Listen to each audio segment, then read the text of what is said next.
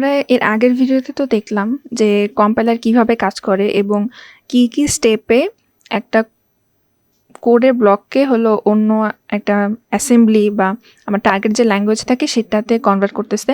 তো এখানে যদি আমি একদম স্পেসিফিক হই যে ট্রান্সলেশন অফ স্টেটমেন্ট, তো এখানে আমার একটা এক্সারসাইজ যদি দেখি যে এখানে এ ইন্টু এখানে B plus C minus D divided by 2, এটা আমার সাপোজ একটা কোডের একটা লাইন। এইটাকে আমি ট্রান্সলেট করে কোড জেনারেশন করব। তো প্রথম আমার স্টেপ হলো লেক্সিক্যাল অ্যানালাইসিস। এক্ষেত্রে আমি কি করি, এর আগের ভিডিওতে আমি বললাম যে লেক্সিক্যাল অ্যানালাইসিসে আমার স্টেটমেন্ট থেকে টোকেন ক্রিয়েট করে। তো এক্ষেত্রে টোকেনে আমার প্রতিটা এখানে যাই থাকবে সবগুলো একটা একটা করে টোকেন ক্রিয়েট হবে। তো এখানে যে আমি দেখতেছি যে ভ্যারিয়েবলগুলো এখানে আইডি হিসেবে আমি রিপ্রেজেন্ট করতেছি, আর এখানে সিম্বল আর যে অপারেটরগুলো আছে সেগুলো ওভাবেই থাকবে। দেন আমার সিনট্যাক্স ট্রি ক্রিয়েট হবে। এখান থেকে সিনট্যাক্স ট্রি ক্রিয়েট করার ক্ষেত্রে আমাদের সবসময় নিচে থেকে ক্রিয়েট করতে হবে এবং প্রথমে দেখতে হবে যে কোন কাজটা আগে হচ্ছে। এখানে আমরা জানি যে ফার্স্ট ব্র্যাকেটে কাজটা আগে হয়, তাহলে ফার্স্ট ব্র্যাকেটে এখানে ID2 ID3 এই দুটাকে যোগ হচ্ছে। তো এই ক্ষেত্রে আমার যেটা মাথায় রাখতে হবে যে রুট নোডে আমার সবসময় অপারেটরগুলো রাখতে হবে, আর চাইল্ড নোডে আসবে হলো আমার আইডেন্টিফায়ারগুলো। তো এই ক্ষেত্রে এই দুটা তো যোগ হচ্ছে, যোগ হওয়ার পর কি হলো যে এটার সাথে আইডেন্টিফায়ার 1-এর সাথে গুণ হচ্ছে। তো এইখানে একটা ব্রাঞ্চ আসবে, দেন এখানে আইডেন্টিফায়ার 1-এর সাথে এখানে পুরাটা যে আমি রেজাল্ট পাচ্ছিলাম যোগ করার পরে এটার সাথে তো গুণ হচ্ছে।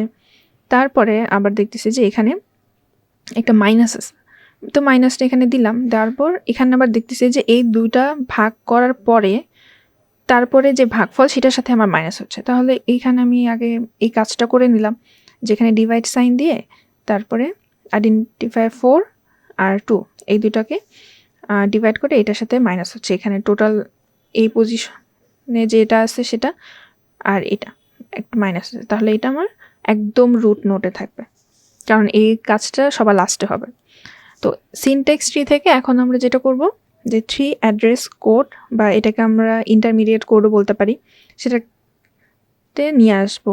এক্ষেত্রে আমরা রেজিস্টারের যেরকম যোগ বিয়োগ করি বা ক্যালকুলেশনগুলো অনেকটা ওরকম, বাট এখানে আমরা আইডেন্টিফায়ারে রাখতেছি আর ক্যালকুলেশনের জন্য একটা টেমপ্লেট আমরা টেম্পোরারি ভ্যারিয়েবল নিচ্ছি আমরা।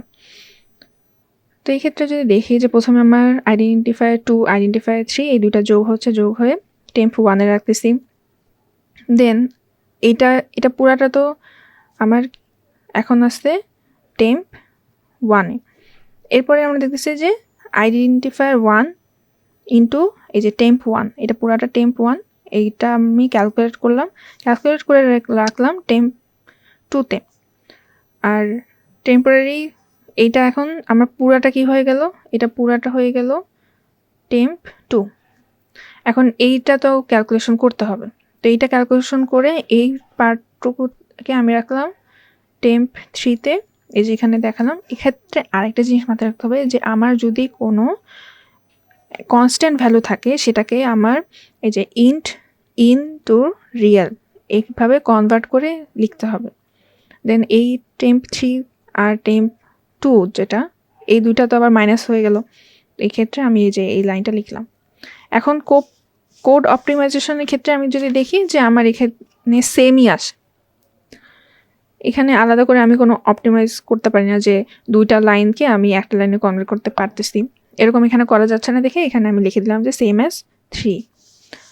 আচ্ছা, এখন আমি দেখবো যে কোড জেনারেটর, যে আমার হলো এখন অ্যাসেম্বলি ল্যাঙ্গুয়েজে যখন আমি কনভার্ট করছি তখন কীভাবে হবে। এই যে 3 অ্যাড্রেস কোড বা ইন্টারমিডিয়েট যে কোডটা আছে এটাকেই আমি জাস্ট কোড জেনারেশনে এখানে অ্যাসেম্বলি ল্যাঙ্গুয়েজে মানে দেখাবো।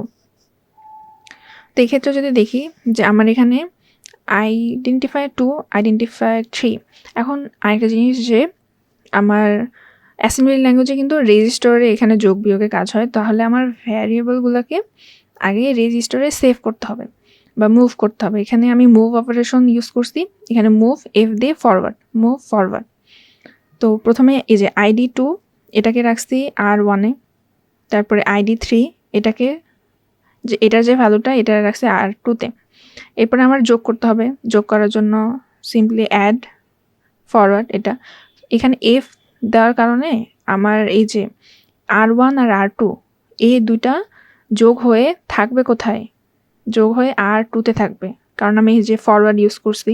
এই জন্যই আমি এই যে ভ্যালুটা আমার এখানে সেভ হচ্ছে, মানে এইটা এপাশে যেটা থাকবে এটা হলো আমার ডেস্টিনেশন, আর এটা হলো আমার সোর্স, এভাবে আমি বলতে পারি। আচ্ছা, তাহলে এই যে দুইটা যে যোগ হলো আমার সেভ থাকলো R2 তে। তাহলে আমার এই যে temp1 এটাই আমার হলো R2 আপাতত। তারপরে আবার হলো আমার এই আইডেন্টিফায়ার 1 লাগবে, এটাকে আমি R3 তে নিলাম। তারপরে এই যে এই দুইটা তো এখন গুণ হবে, তো আমি নর্মালি R2 R3 এটাকে গুণ করলাম কি দিয়ে, মাল্টিপ্লিকেশনের যেটা আছে সেটা দিয়ে। তো এখানে আবার অ্যান্সার আমার সেভ হলো কোথায়? R3 তে। তারপর এই যে আমি আবার ID4 যে ভ্যালু আছে আইডেন্টিফায়ারের 4, এটা R4 এ নিলাম, রেজিস্টার 4 এ। দেন আমি এখন তো ডিভাইড করব। ডিভাইড করার জন্য এখানে আরেকটা জিনিস মনে রাখতে হবে যে আমার যদি কনস্ট্যান্ট ভ্যালু থাকে তাহলে সেটার আগে হ্যাশ দিয়ে এখানে ডট দিয়ে এখানে 0, মানে এইভাবে আমার রিপ্রেজেন্ট করতে হবে। করার পর এই যে R4 এর যে ভ্যালুটা R2 দিয়ে ভাগ করে, আমার তো R4 এ যেহেতু আসছে এই যে, তাহলে কিন্তু আমার রেজিস্টারটা এই পাশে দিতে হবে। রেজিস্টারটা এই পাশে দিলে কিন্তু হবে না, কারণ এখানে যদি আমি কনস্ট্যান্ট রাখি, কনস্ট্যান্টে তো আমার কোনো ভ্যালু আমি সেভ করতে পারবো না। তো এর জন্য আমার R4 রেজিস্টারটা এই পাশে ডান পাশে রাখতে হবে। আচ্ছা, তারপরে আমার লাস্টে কি ছিল যে সাব করতে হবে R3 R4 এই দুটাকে আমি সাবস্ট্রাক্ট করে দেন আমার R4 এ অ্যান্সারটা আমার চলে আসলো, যেটা আমরা এখানে দেখছিলাম যে temp4 এ ছিল।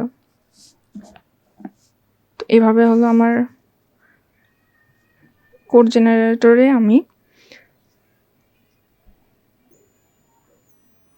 একটা অ্যাসেম্বলি ল্যাঙ্গুয়েজে কনভার্ট করতে পারবো, এবং এইভাবে আমার টোটাল 5টা স্টেপে আমি একটা স্টেটমেন্টকে ট্রান্সলেট করতে পারবো।